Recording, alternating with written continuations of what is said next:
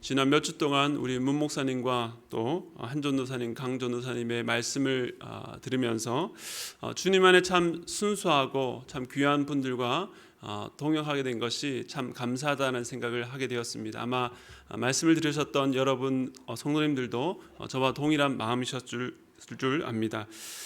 그리고 한 달 반 만에 다시 이 수요예배 말씀을 준비하면서 우리 성도들과 어떤 말씀을 나눌까를 한참을 고민하면서 여러 성경을 두고 고민하다가 이렇게 데살로니가 전서를 함께 나누게 되겠다라는 그런 마음을 갖게 되었습니다. 왜 데살로니가 전서인가에 대해서 잠시 설명을 드리겠습니다. 데살로니가 전서는 사도 바울이 데살로니가 지역에 세워졌던 교회를 향해서 쓴 첫 번째 서신입니다.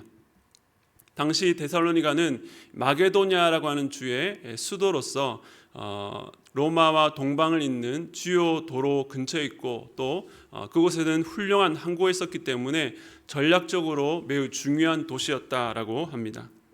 사도행전을 보면 사도 바울이 세 차례에 걸쳐서 전도 여행을 했는데요. 특별히 2차 전도 여행 때에 이 데살로니가를 방문했고 교회를 세웠고 또 데살로니가에 편지를 보냈다라고 봅니다. 오늘 읽은 본문에 나오는 서신서의 발신인인 바울과 실루아나와 디모데는 모두 2차 때 동행했던 사역자들입니다. 사도행전 17장에 보면 사도 바울 일행이 데살로니가 선교에 대해서 말씀하고 있습니다. 그곳에서 사도 바울은 새 안식일 동안 성경을 풀어서 설명을 하고 강론을 하고 또 그리스도가 해를 받고 죽은 자 가운데서 다시 살아낼 될 것을 증언하였고 예수가 곧 그리스도시다라고 선포했습니다. 이처럼 사도 바울은 복음의 핵심을 그곳에서 전했습니다. 참된 복음이 선포될 때에는 항상 그 복음을 듣는 사람으로 하여금 양갈래에 서게 합니다. 즉 복음을 받아들여서 생명의 길로 걷는 자들과 또 그것을 거부하는 자들. 그런데 사도 바울이 데살로니가 이 지역에서 말씀을 선포했을 때에 경건한 헬라인, 즉 헬라인이면서 유대교회에 들어왔던 사람들과 일부 귀부인들이 복음을 듣고 이 바울과 실라를 따르게 되었습니다. 그런데 유대인들이 시기해서 어떤 불량한 사람들을 이끌고 데리고 와서 때를 지어 큰 소동을 피웠습니다. 급기야 야손이라고 하는 사람 집에 쳐들어가서 사도 바울 일행을 찾다가 못 찾게 되자 그 야손과 그 형제들을 이 거짓 증인들을 앞세워서 읍장들 앞에 데리고 나가서 고소하는 일까지 있었습니다. 이런 상황이 되자 사도 바울 일행은 밤에 급히 베레아라고 하는 지역으로 가서 다시 복음을 전하게 되었습니다. 그곳에서 일어났던 일에 대해서 사도행전 17장 13절은 이렇게 말씀하고 있습니다. 함께 읽겠습니다. 시작. 데살로니가에 있는 유대인들은 바울이 하나님의 말씀을 베레아에서도 전하는 줄 알고 거기도 가서 무리를 움직여 소동하게 하거늘. 죄송한데 조금 더워서 그런데 앞쪽에도 에어컨을 좀 켜주시면 감사하겠습니다. 데살로니가의 유대인들의 반대가 얼마나 극렬했는지 자기 지역에서 방했을 뿐만 아니라 이 사도 바울 일행을 쫓아서 베레아라는 지역까지 내려와서 큰 소동을 피웠습니다. 결국 사도 바울은 여기 베레아도 떠나서 지금의 아덴이라고 하는 곳까지 밀려 내려오게 됩니다. 이후에 다시 아덴을 떠나서 이 아가야의 수도였던 고린도라는 지역에서 1년 6개월 동안 머물면서 이 서신을 쓰게 되는데 바로 그 서신이 데살로니가 전서였습니다. 그러니까 데살로니가 교회는 사도 바울이 개척한 지 얼마 되지 않았던 신생 교회였습니다. 그 지역에 살던 유대인들의 성향을 보면 이 신생 교회는 참으로 많은 핍박과 어려움, 환난 가운데 있었다는 것을 우리가 생각할 수 있습니다.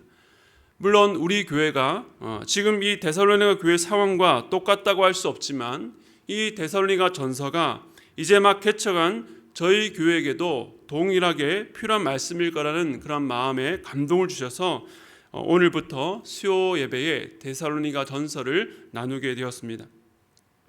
당시 데살로니가 교회를 둘러싼 여러 상황들이 참 불안정하고 위험했던 것처럼 오늘날 우리들에게 들려오는 소식들은 참 그런 뉴스들을 보면 그 중에서 참 좋은 소식 듣기가 참 어렵다는 것을 알 수 있습니다. 흉악한 범죄들은 때마다 계속해서 들려와서 우리의 간담을 서늘하게 하고, 또 요 며칠간 한 가족의 실종 사건이 오늘 그 가족의 그 차가 가라앉은 차 안에서 이 가족들의 시신을 발견했다는 소식은 참 우리의 마음을 먹먹하게 합니다. 또한 금리와 물가는 급격히 올라서 가정 경제에 심각한 타격을 주고 있습니다. 늘 그랬듯이 우리 정치는 참으로 혼탁하고 어지럽습니다. 이러한 세상 속에 사는 성도들의 삶은 어떻습니까? 성도들을 신방하다 보면 참 기쁘고 감사한 소식들도 있지만, 건강과 또 자녀, 또 부모님의 건강, 또 관계와 여러 가지 재정 등 여러 가지 문제들과 어려움 가운데 있는 분들도 참 많습니다. 이런 문제들이 하나가 통과되고 나면 다음 문제가 일어나는 것이 아니라 지금 눈앞에 있는 문제를 틀어막기에도 참 버거운데 또 다른 문제가 그 위에 연이어 닥치니까 성도들의 삶은 참 고된 것 같습니다. 이처럼 힘든 성도들을 만날 때마다 목회자로서 성도들을 어떻게 위로할 수 있을까 참 한계를 느끼면서도 늘 고민이 되는 지점입니다. 우리 모두나 누구나 할 것 없이 참 힘든 세상을 살아가고 있습니다. 그런 면에서 우리 이 자리에 있는 성도들, 우리 좌우에 보시면서 한번 이렇게 격려해 볼까요? 수고가 많으십니다. 네, 수고가 많으십니다. 네, 수고 많습니다. 네, 그렇습니다. 세상이 점점 살기 어려워지고 있다는 것은 우리에게 더 많은 위로가 필요하다는 것입니다. 이 세상에서 우리가 위로를 받을 수 있는 소식이 없다라고 하는 것은 이 세상적인 위로가 아니라 하늘의 위로가 우리에게 필요하다는 의미일 것입니다. 그런 의미에서 데살로니가 전서를 보면 사도 바울이 하나님의 말씀으로 성도들을 위로하고 있는 것을 보게 됩니다. 오늘 이 한 절의 말씀을 통해서 우리가 그런 위로를 받는 시간이었으면 합니다. 데살로니가전서 1장 1절을 제가 다시 한번 읽겠습니다. 바울과 실로아노와 디모데는 하나님 아버지와 주 예수 그리스도 안에 있는 데살로니가인의 교회에 편지하노니 은혜와 평강이 너에게 있을지어다. 아멘. 이 편지의 수신자를 지금 어떻게 표현하고 있습니까? 하나님 아버지와 주 예수 그리스도 안에 있는 교회라고 표현하고 있습니다. 데살로니가 성도들에게 있어서 하나님은 아버지시며 예수님은 주님이라고 고백하는 것입니다. 그런데 이는 당시 신약교회가 고백하던 신앙의 내용이기도 했습니다. 우리 고린도전서 8장 6절을 함께 읽도록 하겠습니다. 함께 읽겠습니다. 시작. 그러나 우리에게는 한 하나님 곧 아버지가 계시니 만물이 그에게서 났고 우리도 그를 위하여 있고 또한 한 주 예수 그리스도께서 계시니 만물이 그로 말미암고 우리도 그로 말미암아 있느니라. 아멘. 우리의 신앙 고백 내용 중에 하나님을 아버지로 고백하는 것은 신약 시대에 와서 구체화되었습니다. 물론 구약에서 하나님을 직접적으로 아버지라고 고백하지는 않지만 그분을 아버지로 비유하고 묘사하고 있는 부분들이 있습니다. 신약에 와서 예수 그리스도가 그의 제자들에게 기도를 가르치면서 가장 먼저 했던 말이 무엇입니까? 하늘에 계신 우리 아버지여라고 기도하셨습니다. 신약시대 성도들은 이 예수님으로 인해서 하나님을 직접적으로 아바 아버지라고 고백하게 된 것입니다. 하나님을 아버지라고 고백하는 것에는 어떤 의미가 있을까요? 먼저는 그분께서 우리의 창조주가 되신다는 것입니다. 하나님은 우리를 지으셨습니다.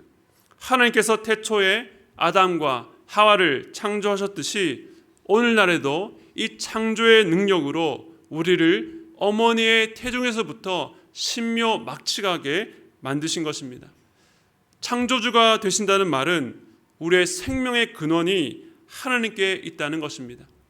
당시 데살로니가 성도들은 목숨의 위협을 받았을지 모릅니다. 앞서도 말씀드렸던 바와 같이 유대인들이 난동을 부려서 거짓 진술로 한 사람을 고소하기까지 하는 모습을 보면 그들은 어떤 목적을 위해서는 수단과 방법을 가리지 않았을 것입니다. 그러나 그들이 아무리 날뛴다고 하더라도 그들의 목숨, 그 목숨을 이들의 결정으로 빼앗을 수 있는 것이 아닙니다. 제가 참 존경하는 웩이라는 선교단체의 유병국 선교사님이라고 계십니다. 이분은 아프리카의 감비아 땅에서 그 무슬림 지역에서 오랫동안 사역을 하셨습니다. 제가 그분의 강의를 통해서 이 이야기를 듣게 되었는데요. 그 무슬림 지역의 한 자매를 이 선교사님께서 오랫동안 양육해서 이제 이 자매가 세례를 받기로 결정한 것입니다.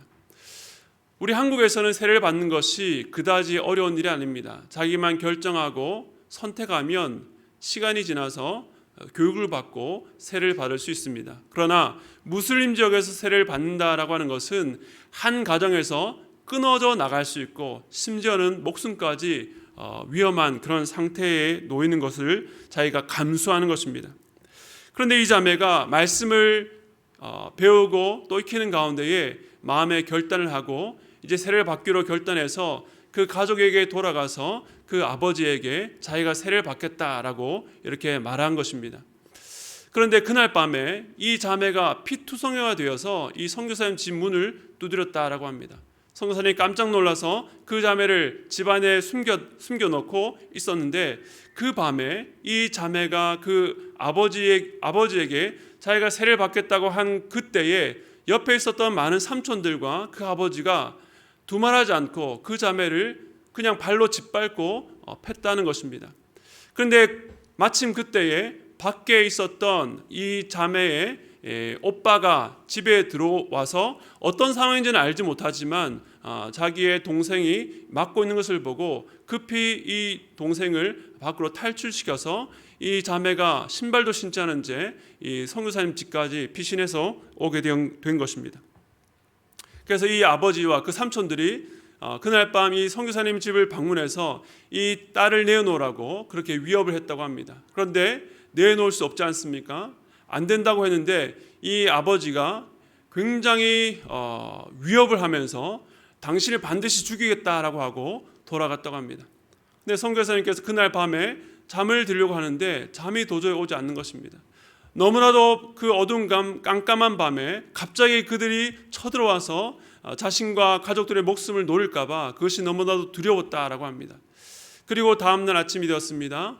또 이날도 여느 날과 다르지 않게 또 성경을 가르치고 있었습니다. 그런데 갑자기 밖에서 또 문 두드리는 소리가 났다고 합니다. 어떤 한 이제 신앙으로 양육했던 청년이 문을 두드렸는데 다짜고짜 하는 말이 선교사님 아랫마을에 미친 개가 있는 거 아시죠? 라고 했다고 합니다.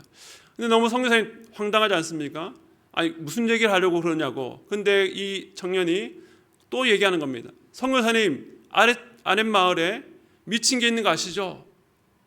그러니까 계속 그렇게 얘기하니까 알지라고 하니까 이 청년이 그 미친 개가 정말 미친 듯이 짖는데 사람을 물 수가 없습니다 라고 얘기했다고 합니다. 왜냐하면 그 미친 개가 아무리 미친 듯이 짖어도 그 목에는 목줄이 매어 있고 그 목줄이 마당 기둥에 묶여 있기 때문에 그 개는 사람을 물 수 없습니다 라고 이야기했다고 합니다. 이 선교사님이 그 얘기를 듣자 마음에 갑자기 하나님께서 주신 마음으로 이런 마음이 들었다고 합니다. 그래, 저들이 아무리 미친 듯이 날뛴다 할지라도 우리 하나님께서 그들의 목줄을 쥐고 계시기 때문에 그들이 하나님의 통치하에 있다는 것을 다시 한번 고백하고 그 위기를 넘겼다라고 합니다. 우리의 삶에서도 마찬가지입니다. 건강의 문제가 우리를 위협할 수 있습니다. 죽음의 두려움과 고통이 엄습할 때가 있지만 질병이나 사고가 천재지변이 우리를 죽게 하는 것이 아닙니다. 제가 30년 동안 신앙생활했던 호산나교회 원로 목사님인 최영준 목사님께서 전도 축제 때마다 늘 하셨던 유명한 멘트가 있습니다. 병들어 죽는 것이 아닙니다. 사고 나서 죽는 것이 아닙니다. 하나님이 불러가셔야 죽는 것입니다. 그렇습니다. 여러분의 생명을 하나님께서 붙들고 있다는 것을 기억하시기 바랍니다. 아멘이십니까? 하나님을 아버지라고 부르는 사실, 하나님께서 나의 아버지가 되신다는 사실은 하나님께서 우리의 창조주가 되시고 우리의 생명을 책임지신다는 사실입니다. 그리고 하나님을 아버지라고 고백하는 것은 이제는 우리가 더 이상 고아가 아니라는 것입니다. 고아는 자신을 보호해줄 보호자가 없습니다. 모든 것을 자기가 스스로 개척하고 해결해 나가야 됩니다. 그런데 하나님을 모르고 사는 세상의 모든 사람들은 영적 고아로 살아갑니다. 자기가 무엇을 하고 어떻게 살지를 스스로 결정하고 살아갑니다. 어려운 일을 만나면 스스로의 힘과 지혜로 헤쳐나가야 됩니다. 그러나 하나님의 아버지로 모신 우리들은 온 우주 만물을 창조하신 하나님께서 우리의 보호자가 되셔서 그 그늘 아래서 살아가는 자들입니다. 그 크고 위대하신 하나님이 우리로부터 멀리 떨어져 계신 분이 아니라 우리의 아버지가 되어주신다는 사실, 어떤 상황에서도 이 사실을 묵상하면 우리에게 큰 위로가 되는 것입니다. 하나님께서 아버지가 되셔서 우리를 내버려 두시지 않는다는 것입니다. 그런데 어떤 분들은 하나님을 아버지라고 할 때에 자신의 육신의 아버지에 대한 상처로 인해서 그것이 별로 따뜻하게 와닿지 않고 오히려 상처가 다시금 되살아나는 분들도 있습니다. 육신의 아버지가 완전하지 않기 때문에 자녀들에게 상처를 주기도 합니다. 그러나 시편 27편 10절은 이렇게 말합니다. 내 부모는 나를 버렸으나 여호와는 나를 영접하시리다. 구약에서 하나님의 아버지 되심은 광야길 가운데서 자기 아들을 안아 이끄시는 아버지로, 또한 아들을 징계함같이 벌하시지만 그들을 훈육해서 올바른 자리에 앉히시려는 아버지로, 결코 버리시지 않는 아버지로 묘사됩니다. 이 땅에서 육신의 아버지가 여러 이유로 실패한 부분들을 하나님이 아버지가 되셔서 그 빈자리를 맡아주신다는 것입니다. 그의 자녀들을 결단코 버리지 않으십니다. 하나님께서 저와 여러분의 아버지 되심을 믿으시기 바랍니다. 두 번째로 데살로니가 성도들에게 있어서 예수 그리스도는 주님이 되십니다. 예수 그리스도가 우리의 주인이시란 말은 우리를 속량하셔서 구원하셨다는 의미입니다. 즉 우리의 구원자가 되신다는 말입니다. 주님을 믿기 전 우리는 죄의 노예로 팔려서 모두 영적으로 죽은 자들이었습니다. 그러나 예수님이 죽으시고 부활하심으로 말미암아 그 이름을 믿는 자들에게는 영생을 선물로 주셨습니다. 주님께서 우리의 생명을 구원하셨으니 예수님을 주님으로 고백하는 것은 이제부터는 우리가 우리의 삶의 주인이 아니라 예수님께서 우리 삶의 주인이시며 우리는 그분의 종이라는 것을 뜻합니다. 우리의 신앙의 선배들이 성경이 말하는 기독교 신앙을 잘 정리해서 준 신앙의 유산 중에 하이델베르크 요리문답이라는 것이 있습니다. 그 첫 번째 질문이 이렇습니다. 생사간 당신의 유일한 위로는 무엇입니까? 그에 대한 답변을 한번 읽어보겠습니다. 시작. 생사간의 나의 유일한 위로는 내가 내 자신의 것이 아니라 사나 죽으나 나의 몸과 영혼이 모두 다 신실하신 나의 구주 예수 그리스도에게 속한다는 것입니다. 아멘. 우리의 위로는 우리가 걱정하는 것, 우리가 염려하는 것, 우리의 불행이 제거되는 것이 아니라 우리가 우리의 것이 아니라 바로 예수 그리스도의 것이라는 진리에 있다는 것을 믿으시기 바랍니다. 이것을 한번 언뜻 읽으면 과연 그럴까라는 의문이 들지만 묵상하면 묵상할수록 이 사실이 우리에게 가장 큰 위로가 됩니다. 우리를 정말 불행하게 만드는 것은 건강이나 재정적인 압박이나 더 성공하지 못한 거나 남들처럼 더 부유하지 못한 것이 아닙니다. 우리를 진짜 비참하고 불행하게 만드는 것은 바로 우리의 죄의 문제였습니다.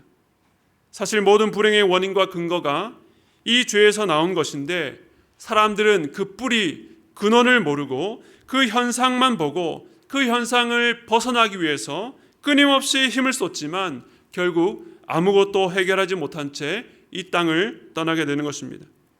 그런데 예수님께서는 십자가로 인해서 우리의 죄 문제를 완전히 해결하시고 우리를 당신의 소유 삼으셨습니다. 저와 여러분의 주가 되어 주신 것입니다. 그러므로 우리가 주님의 것이라는 사실은 우리의 존재와 그 모든 것에 대해서 소유자 되시는 그리스도께서 책임지신다는 의미입니다. 단지 고민거리나 우리의 불행을 제거해 주시는 정도가 아니라 우리로 하여금 지금의 우리보다 더 큰 존재가 되도록 우리를 책임지시고 만들어 가신다는 의미입니다. 우리의 주인 되신 예수님은 우리를 부리기 위해서 종 삼으신 것이 아닙니다. 바로 우리를 자신을 닮은 작은 예수로 만들어 가시기 위해서 우리를 당신의 소유로 삼으신 것입니다. 그러므로 사랑하는 성도 여러분, 예수 그리스도를 주님으로 고백하신다면 내가 기뻐하고 내 마음이 원하는 대로 사는 것이 아니라 예수님께서 내게 원하는 바가 무엇인지를 그 뜻을 깨달아 살아가는데 여러분의 온 힘을 기울이시기 바랍니다. 날마다 예수님을 주인으로 모시고 사는 삶이 우리의 삶에 가장 큰 위로가 되는 것입니다. 이와 같이 사도 바울은 위로가 필요한 데살로니가 교인들을 향해서 하나님 아버지와 주 예수 그리스도 안에 있는 이라고 말하고 있습니다. 여러분도 그렇게 고백하십니까? 그렇다면 이 안에라는 말은 무슨 말일까요? 먼저는 보호의 개념입니다. 데살로니가 성도들이 이 놀라운 보호 안에 있다는 것입니다. 기독교를 핍박하는 유대인들이 날뛰지만 데살로니가 성도들은 이미 놀라운 보호 안에 있습니다. 그것은 마치 이렇게 말할 수 있습니다. 하나님 아버지의 축복은 우리의 앞을 가리고 주 예수 그리스도는 나의 뒤를, 나의 옆을 지키신다는 것이 아니라 하나님 아버지의 보호가 이 성도들을 한 겹으로 둘러싸고 주 예수 그리스도의 보호가 다시 한 겹으로 둘러싸는 것입니다. 그러니까 앞과 뒤를 막은 것이 아니라 이중 구조로 겹쳐서 둘러싸고 있다는 의미가 되는 것입니다. 그러니 이것이 얼마나 안전합니까? 저와 여러분도 마찬가지입니다. 우리는 모두 하나님 아버지와 주 예수 그리스도의 보호 안에 겹겹이 쌓여서 둘러싸여 있다라고 하는 것입니다. 이 세상에서 가장 안전한 곳, 바로 그곳이 하나님 아버지와 주 예수 그리스도 안에 있는 저와 여러분이라는 사실을 믿으시기 바랍니다. 그리고 안에의 두 번째 의미는 생명이 연결되어 있다는 의미입니다. 요한복음 15장 5절 말씀을 보겠습니다. 제가 읽겠습니다. 나는 포도나무요 너희는 가지라. 그가 내 안에 내가 그 안에 거하면 사람이 열매를 많이 맺나니 나를 떠나서는 너희가 아무것도 할 수 없음이라. 여기서 안에라는 말은 마치 가지가 포도나무에 붙어서 모든 영양을 공급받으면서 열매를 맺는 것처럼 생명의 연합, 연결되어 있다는 의미입니다. 우리가 하나님 아버지와 주 예수 그리스도 안에 있다는 말은 매 순간순간 그 생명과 능력의 공급이 우리에게 주어지며 한 생명으로 친밀하게 연결되어 있다는 말씀입니다. 하나님께서 우리에게 한 번 생명을 주시고 그 생명이 자동적으로 유지되도록 놔두시는 분이 아닙니다. 우리의 심장이 오늘도 계속 뛰는 것은 오늘도 하나님께서 그 심장을 뛰게 하시기 때문입니다. 우리가 오늘도 예수님을 나의 주님으로 고백할 수 있는 것은 예수님의 보혈이 오늘도 우리의 삶을 붙들고 있기 때문입니다. 우리는 늘 죄를 짓고 낙심하고 멀어지지만 오늘도 우리의 손을 놓지 아니하시는 그 예수 그리스도의 보혈이 우리를 덮고 있다는 사실을 믿으시기 바랍니다. 그 보호 안에 그리고 그 생명의 연결 안에 아주 친밀하게 있다는 사실이 많은 핍박과 환난 가운데 있는 성도들에게 가장 큰 위로였습니다. 동시에 오늘 이 힘든 세상을 살아가는 우리 모든 성도들에게 가장 큰 위로인 줄로 압니다. 사랑하는 성도 여러분, 여러분의 삶에 참된 위로가 무엇입니까? 자녀가 잘 되는 것 위로가 됩니다. 재정적으로 어려운 것이 풀리고 넉넉해지는 것 물론 위로가 됩니다. 건강해지는 것 위로가 됩니다. 그러나 그 어떤 것도 이 세상 속에 절대적으로 우리가 소유할 수 있는 것은 없습니다. 만약 그것들이 우리의 삶에 참된 위로를 줄 수 있었다면 하나님께서는 그 모든 것을 우리에게 주셨을 것입니다. 그러나 이런 것들은 이 세상에 있다가도 사라지는 것입니다. 그것이 우리의 삶에 참된 위로가 될 수가 없는 것입니다. 이 세상에 부수적인 것들로 위로를 받고자 한다면 결국에는 험한 것들로 드러나게 될 것입니다. 잠시 잠깐의 위로를 받을 수 있지만 그것이 사라질 때에 더 큰 허탈감을 느낄 수밖에 없습니다. 우리는 변하지 않는 것, 영원한 것을 붙들어야 합니다. 여러분, 구약의 욥을 아실 것입니다. 그에게는 자녀와 재산, 건강과 모든 것이 있었습니다. 그러나 하나님께서 허용하셔서 사단이 그의 모든 것을 앗아갔습니다. 그러나 하나님께서 사단으로 하여금 빼앗도록 허락지 않은 것이 있었습니다. 그것은 바로 욥을 향한 하나님의 긍휼이었습니다. 그를 향한 하나님의 아버지 되심이었습니다. 우리의 삶에 건강이 좀 부족할 수 있습니다.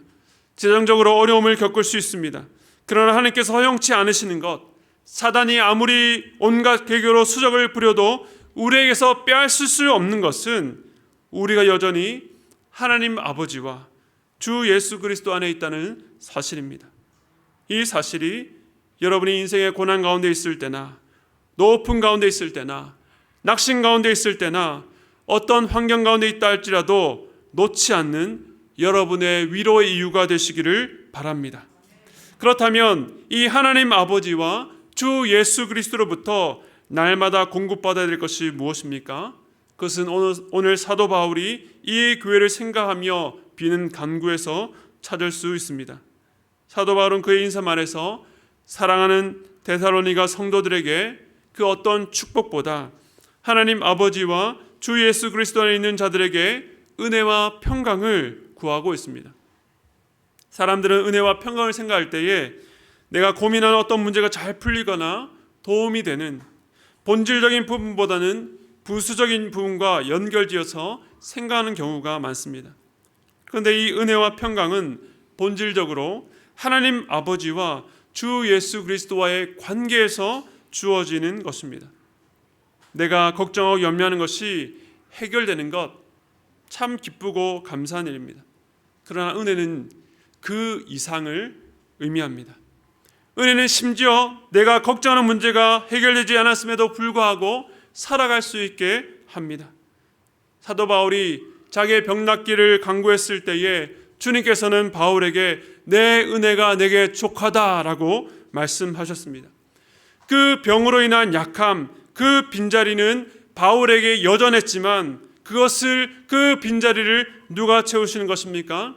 바로 예수 그리스도의 능력이 그 자리를 채워서 오히려 온전하게 한다라고 말씀하십니다. 주님의 은혜는 하나님의 자녀된 내가 나로 살아가는데 연약하고 부족한 그 모든 것을 채워주셔서 능력 있게 만들어주십니다. 그러므로 우리는 날마다 하나님 아버지와 주 예수로부터 오는 은혜를 간구해야 합니다.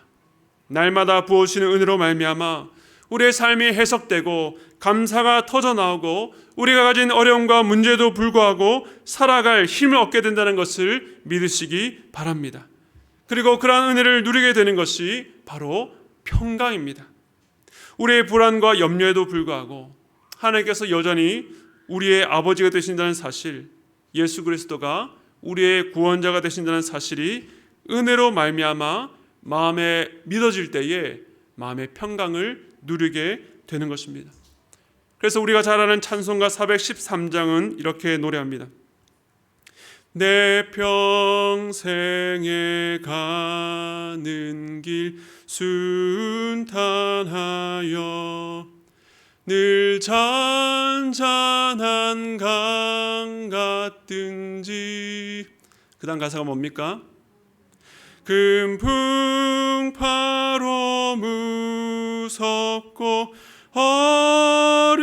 어렵든지 나의 영혼은 늘 편하다. 내 영혼 평안해. 내 영혼 평안해. 왜 큰 풍파로 무섭고 어려운 가운데 있어도 우리의 영혼이 평안하다라고 고백합니까? 우리가 누리는 평안은 세상에 주는 것과 같지 않고 세상이 빼앗을 수도 없기 때문입니다. 이처럼 은혜와 평강 이 두 가지는 이 험한 세상 가운데서도 우리로 하여금 늘 하나님의 위로 안에 있게 합니다. 잠깐 우리가 살다가 만난 여러 문제들은 우리로 하여금 하나님 아버지와 주 예수 그리스도 안에 있는 그 놀라운 위로를 잊게 만들지만, 그렇기 때문에 우리는 항상 기억하고 간구해야 되는 것입니다. 무엇을요? 바로 은혜와 평강입니다. 그러므로 여러분, 하루를 시작하며 가장 먼저 이 은혜와 평강을 구하시기 바랍니다. 그리고 여러분의 자녀를 위해 축복 기도할 때도 주님, 이 아이에게 은혜와 평강 주시기를 간구합니다 라고 기도하시기 바랍니다. 교회를 위해 기도할 때도 마찬가지입니다. 주님, 이 하나님 이로산 교회에 주님의 은혜로 지금까지 왔음을 고백합니다. 여전히 부족하고 모자란 것이 많지만 주님의 은혜로 든든히 세워져 가게 하시고 교회가 평강의 복을 늘 누리게 하옵소서. 우리 안에 이 간구가 날마다 계속된다면 우리의 현재 상태와 어려움 속에서도 버틸 수 있는 하나님의 위로가 계속해서 주어질 것입니다.